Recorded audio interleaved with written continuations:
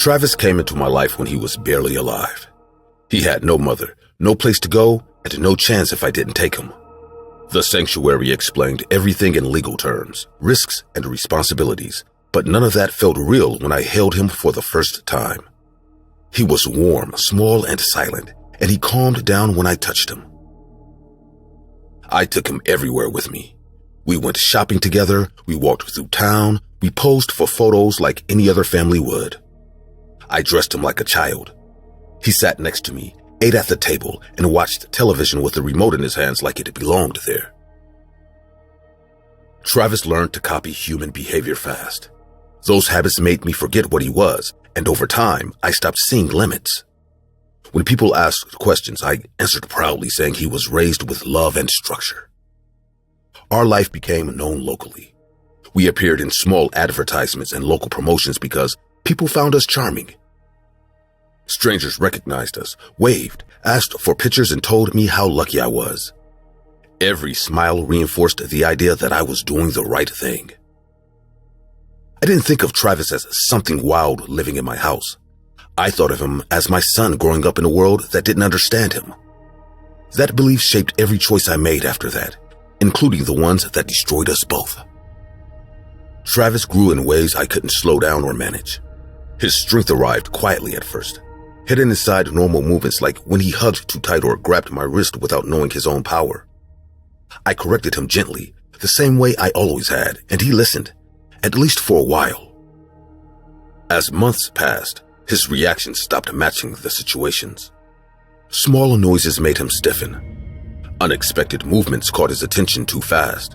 He would stare without blinking, breathing heavy like he was deciding something I couldn't see. When that happened, I felt uneasy but kept pretending control was still mine. People warned me directly. Neighbors avoided me. Friends told me I was risking my life. I answered the same way every time, saying he trusted me, and that trust went both ways. I needed that to be true because everything depended on it. The incident with the neighbor's dog should have ended it.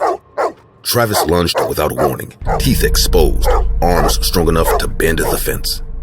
I dragged him back with effort and panic, my heart racing, my hands shaking. When he calmed down, I convinced myself that meant something. I ignored how close it came. But one night, everything changed. Travis went to bed early. I stayed awake, longer than usual. My body felt tired, but my thoughts wouldn't slow down, and I kept replaying the dog incident in my head without meaning to. Before anything happened, I hesitated in the kitchen, standing still with a glass in my hand. The house was quiet enough that every small movement sounded louder than it should. I remember thinking that I just wanted water and sleep, nothing else. The bottle fell because my hand slipped. It hit the floor hard, the sound sharp and sudden, and the noise cut through the house like an alarm. I froze, my chest tightening, already knowing this wasn't going to pass without consequence. From the hallway came fast movement. My heart started racing before I even turned around, and my body reacted faster than my thoughts could keep up. Travis came at me, upright, eyes wide, teeth visible, breathing loud and uneven. There was no pause, no confusion, and no recognition in his face. When he reached me, his hands locked onto my arms with a force that shocked me into panic. I tried to speak, to use the calm voice I had always used with him, but my words broke apart as fear took over. He pulled me down, and the floor came up too fast for me to stop it.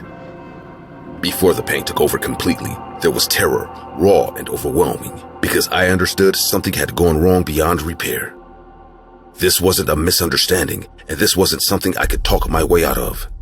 He wasn't reacting to fear anymore. He was acting on something deeper. His grip tightened around my arms, and the strength behind it was more than I could fight. I felt pressure against my face, then heat, then a sensation that made my body shake uncontrollably. My screams came out broken and useless as he kept going without slowing down. I felt my vision disappear all at once, not fading, not blurring, but cutting off completely. The darkness was immediate, and the shock of it made me gasp for air I couldn't seem to pull in fast enough. Panic flooded my body as I realized I couldn't see anything at all. I kept trying to reach him with my voice, repeating his name, begging him to stop, even as my mouth stopped responding the way it should. He didn't react to my words, and that silence was worse than any sound he could have made.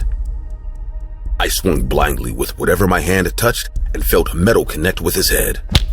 The impact startled him just enough for his grip to loosen, and I crawled away on instinct, my body moving even as my mind struggled to understand what was happening. The floor was wet and slick beneath me, glass cutting into my skin as I dragged myself toward the counter. I reached for something solid, something sharp, knowing I needed it but not wanting to use it. Before I could pull away, he was on me again, faster than before, his weight pressing down as my breathing turned desperate and shallow. There was a moment where everything inside me resisted what I knew I had to do. Fear fought against attachment, and attachment almost won. Even as he hurt me, part of my mind kept insisting this was temporary, that I could still calm him if I tried harder. My hand closed around the knife by accident, my fingers slipping on the handle as my body shook uncontrollably.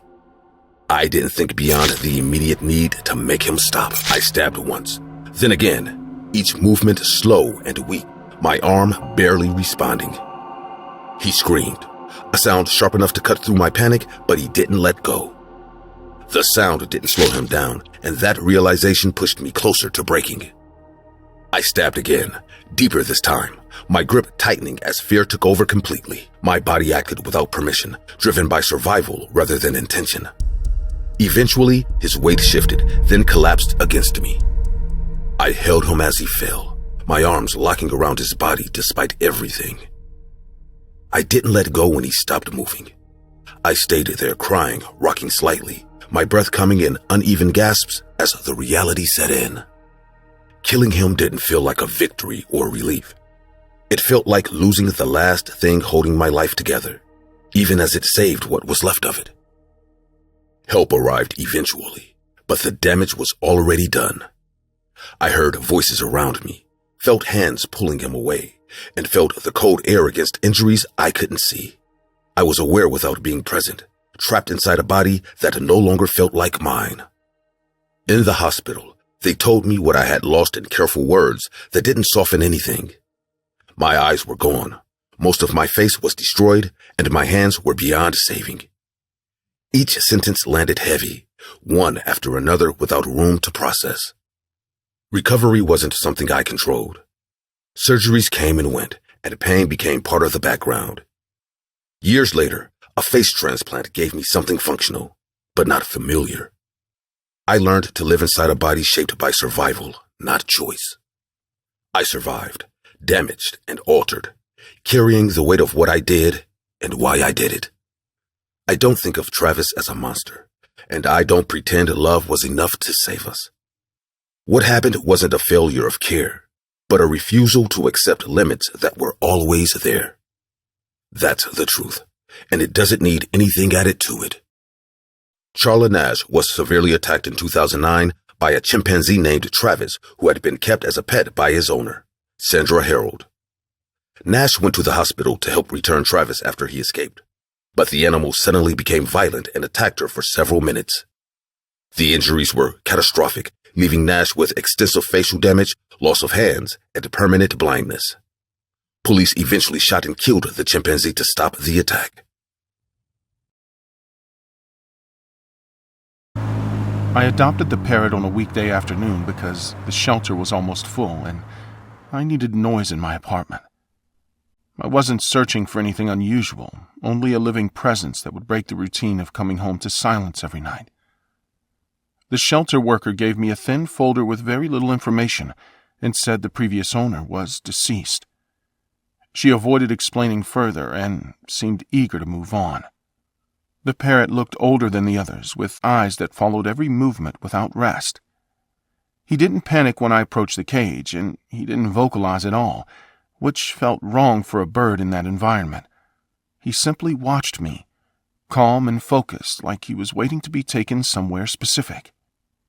At home, I placed the cage near the kitchen and tried talking to him while unpacking groceries. He listened carefully, but stayed silent, reacting only by shifting his posture slightly. That silence stayed with me longer than it should have, making the apartment feel smaller than usual. That night he barely slept and kept moving inside his cage, scratching the bars and repositioning himself over and over. I told myself it was normal adjustment behavior, but the constant noise kept me awake and alert. Even then, I had no idea how deeply this animal was connected to something violent. The first few days passed with an uncomfortable calm that never fully settled. I fed him, cleaned the cage, and tried to teach him simple words, but he refused to repeat anything new. He reacted more to certain sounds, especially when my voice became tense or louder, which made me aware of my own anxiety. On the third day, while washing dishes, he spoke clearly for the first time. "Don't shoot!" The words were slow and controlled, not distorted or playful, and they stopped me completely. I stood frozen with my hands under the water, trying to understand what I had just heard. I laughed nervously and tried to rationalize it, reminding myself that parrots repeat things they hear without understanding.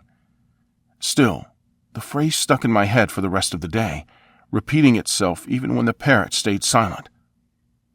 That night I slept poorly, replaying the moment again and again. The next morning he said it again while I walked past his cage. "Don't shoot!" There was no trigger or reason, and my chest tightened immediately. That was when I realized this was not random mimicry, and the discomfort turned into something heavier. Before contacting the police, I recorded everything, my hands shaking while holding my phone close to the cage. The parrot spoke steadily, repeating the same phrases without reacting to the camera. I started feeling watched, even when I was alone in the apartment. At the police station, the officer dismissed my concerns at first, smiling as if I was wasting his time. That reaction made my fear worse because I knew I would leave without protection. I returned home feeling exposed and vulnerable, constantly checking my surroundings. 2 days later, I noticed a dark sedan parked across the street when I left work. The engine was running, and the driver didn't look away when I glanced in his direction. I told myself it was nothing, but the same car appeared again that evening, this time closer to my building. That night, the parrot spoke with urgency. "You are a liar! Don't shoot!" My heart raced as I locked every door and window, realizing someone else might know about the bird and what he was saying. Before the attack, there was a long walk home where I felt exposed on the sidewalk, constantly checking behind me. When I reached the intersection near my building, the dark sedan appeared again, accelerating suddenly towards me. The car swerved onto the sidewalk without warning, forcing me to jump aside and fall hard onto the pavement. I scraped my hands and knees while the vehicle sped past me, missing me by inches. My breathing became frantic as I struggled to stand. I watched the car disappear down the street, my body shaking uncontrollably. I knew this was intentional and connected to the parrot. Someone wanted to stop whatever truth was coming out. When I reached my apartment, the parrot repeated the phrase louder than ever. "Don't shoot! Glenna! Stop!" I sat on the floor next to the cage, realizing I was being hunted because of him. Before the break-in, I barely slept for days, jumping at every sound and keeping lights on at night. I started carrying the parrot's cage with me from room to room, refusing to leave him alone. One night, I woke up to the sound of glass breaking in the living room. My heart slammed against my chest as I realized someone was inside my apartment. I didn't scream or freeze, acting on pure panic instead. I rushed to the parrot, grabbed the cage, and locked us both inside the bathroom. I turned off the light and held my breath while footsteps moved through the apartment. "Where is it?" The woman's voice was low and angry, and I covered my mouth to stop myself from making noise. The door handle rattled violently, and I knew I wouldn't survive a direct confrontation. I pressed the panic button on my phone with shaking fingers, and moments later, the footsteps retreated rapidly. The apartment fell silent again. I stayed locked in the bathroom until the police arrived, holding the cage and trying to keep my breathing under control. The officers found clear signs of forced entry, which confirmed that someone had been inside the apartment, looking for the parrot. The officers documented everything carefully, asking me the same question several times while taking photographs. For the first time, I felt that they understood this was not paranoia or coincidence, but a pattern that was becoming harder to ignore. After that night, the police began treating the parrot's phrases as a lead rather than an answer. They reviewed old case files, rehacked timelines, compared the bird's repeated words with existing evidence that had been overlooked or dismissed years earlier.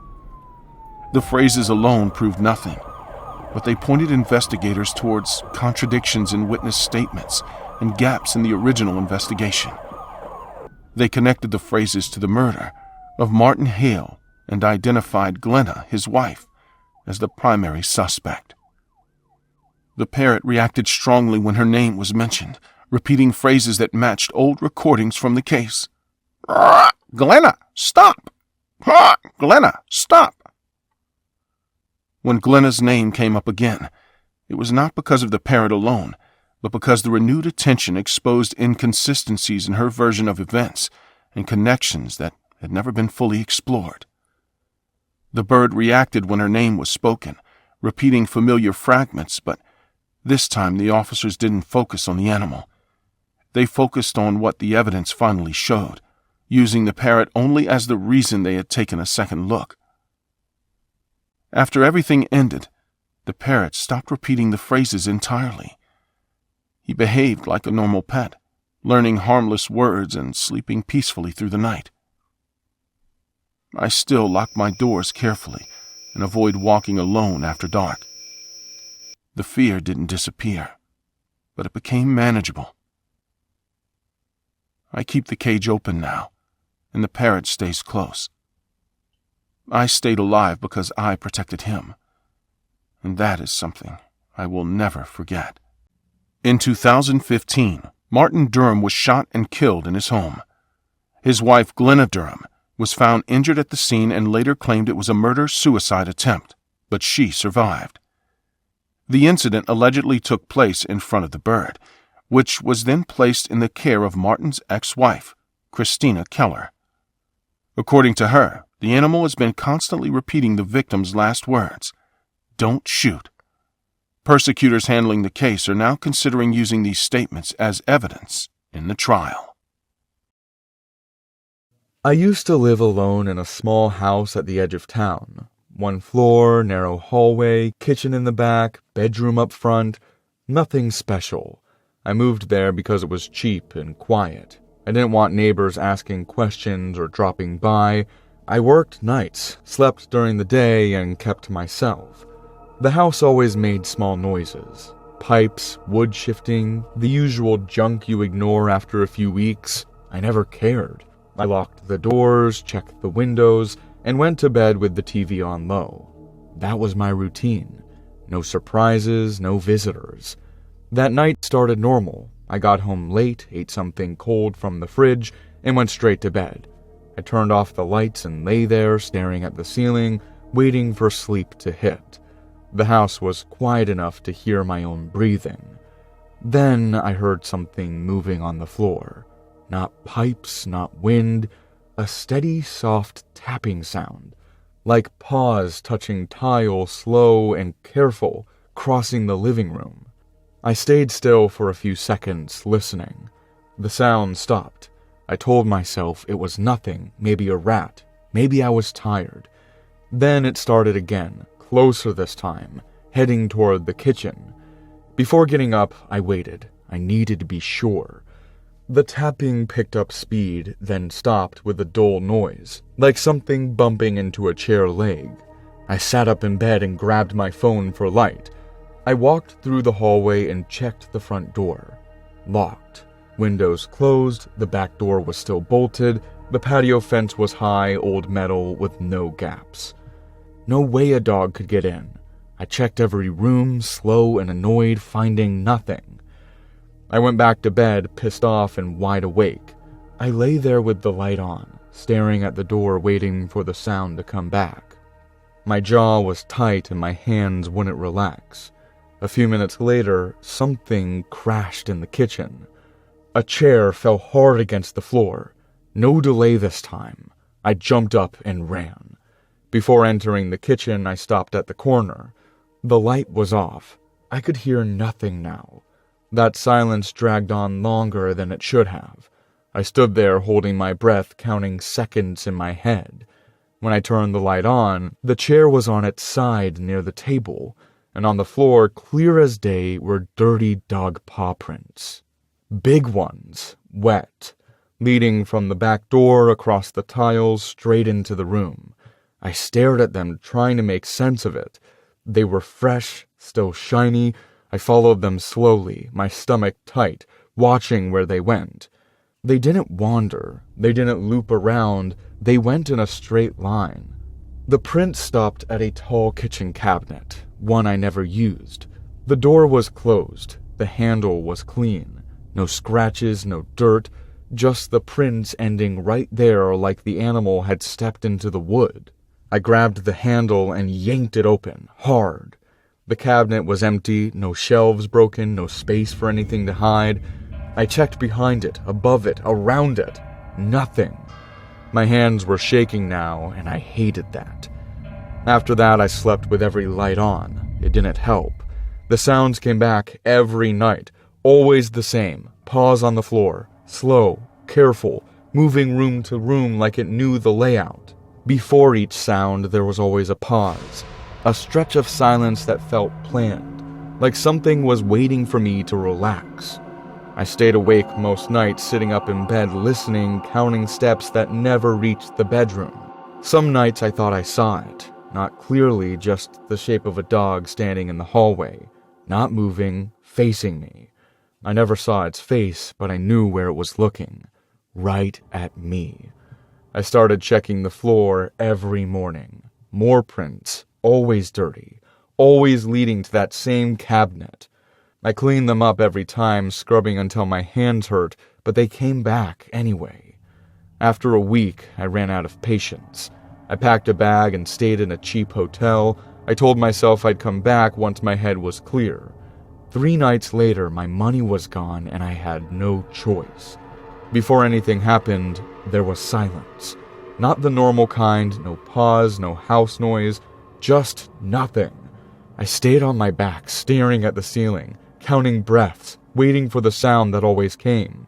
My leg was tense, ready to kick, even though I didn't know what I was preparing for. The pain exploded without warning. Teeth sank into my calf, deep and firm like a clamp. I screamed and tried to sit up, but the grip pulled me down instantly. Whatever had me didn't shake or growl, it just held on and dragged. My heel scraped the floor, my knee hit the bed frame, and I reached down trying to grab fur, but there was nothing there. My hands closed on air. I kicked backwards, sideways, anywhere. My foot slammed into the wall. I felt myself being pulled out of the bedroom, across the hallway, my shoulders hitting the corners. The bite didn't loosen. I screamed again, louder, calling for help. I knew when it come. My throat burned, but I kept yelling. I managed to twist enough to crawl forward, dragging myself toward the front door. I slammed my fist against it again and again, feeling the vibration in my bones. The lock didn't move. The bite tightened, and I was pulled away from the door toward the kitchen. I broke free near the table. The pressure released all at once, and I fell hard onto my side. I scrambled up, limping, blood running down my leg. I ran for the patio door, but stopped the second I reached the kitchen entrance. The dog was there, standing still, blocking the way, head level, body tense. I didn't need light to know what I was looking at. I knew that shape. I knew the size. I knew the way it stood, like it was waiting for a command that never came. I backed away slowly and locked myself in the bathroom. Before the noise changed, I waited. I counted seconds again. I pressed towels against my leg and tried to control my breathing. The house was quiet, no pause, no movement, just my own shaking hands. Then I heard footsteps. Heavy, uneven, not animal. Human shoes on tile. Voices followed, muffled, distant, coming from outside the house. Someone shouted my address. Someone knocked hard on the front door. The bathroom door shook from a kick. I yelled back. I unlocked it before they could break it down. Police rushed in, weapons raised, shouting orders. They asked if I was alone. They asked what happened. The neighbors had called the police because of the screaming. I told them there was an animal. I said it attacked me. I said I didn't know how it got inside. Outside, more shouting started, angrier this time. 2 officers came in from the backyard, furious, guns raised. They told the others to come look. Everyone moved toward the back door. I stayed where I was, sitting on the floor, holding my leg, watching their faces change. In the yard, there was a hole, fresh, big enough for a body, dirt piled around it, still loose. Next to it, a torn bag. One officer opened it. Inside was a young man, dead. His face was pale. I didn't need to see it. I knew who he was. It was my brother. I know this because I was the one who buried him. Later at the station, I told them everything. I killed him. He hid in the cabinet. I dragged him out. I was about to kill the dog too, but he escaped. I hated that dog. I buried my brother in the yard, and that's where they found them. What I couldn't explain is who dug it up. It was like the hole was made by dog paws. They didn't care how, they had all the proof they needed. That dog that visited me, it wasn't alive, not anymore. I don't know how it died, but I always knew it was him. Loyal to my brother to the very end. Gosh, I hated that dog.